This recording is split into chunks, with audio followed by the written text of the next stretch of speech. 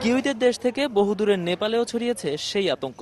Christ চার্চে ছিলেন তামিম মুশিরা, এখানে আছেন সাবিনা মৌসুমীরা। লাল সবুজের সব প্রতিনিধিদের নিরাপত্তাই তো সবার চাওয়া।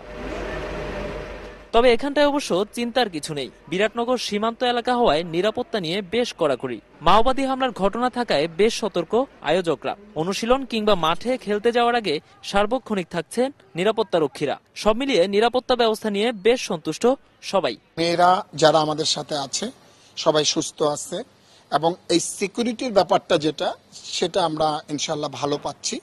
সিকিউরিটি তারা আমাদের যথেষ্ট সিকিউরিটি দিচ্ছে। আমাদের সাথে কিন্তু সবসময় সিকিউরিটি গার্ড দেয়া হয়, আর আমরা আসলে ওরকম ভাবে কেউ বাইরে যায় না। আর টিমে কোনো ইন্ডিভিজুয়াল প্লেয়ার তার যায় না।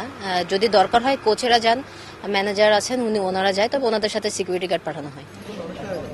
অল্পের জন্য টাইগার বাহিনীর রক্ষায় সবার মতোই হাঁফ ছেড়ে বেঁচেছে ফুটবলাররাও। টাইগারদের শুভকামনা জানাতেও ভুললেন না তারা। শুকরিয়া আদায় করি যে আল্লাহ আমাদের ক্রিকেট প্লেয়ারদেরকে রক্ষা করেছেন, এটা আমাদের অনেক বড় একটা শুকরিয়া। এক কথায় যে এটা আমাদের কাছে সর্বশক্তিমান আল্লাহ তাআলার কাছে আমরা শুকরিয়া আদায় করি যে সবাই সুস্থ শরীরে সুস্থ নিয়ে দেশে ফিরে এসছে। তো অবশ্যই একটা দুঃখজনক ব্যাপার। আমাদের ক্রিকেটের ভাইরা ওনারা সব সেভ আছেন, এটা আল্লাহ তাআলার কাছে আমাদের পরম শুকরিয়া আদায় করি আমরা।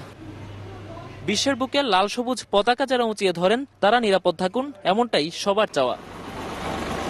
নোমান আব্দুল্লাহ, সময় সংবাদ, বিরাটনগর, নেপাল।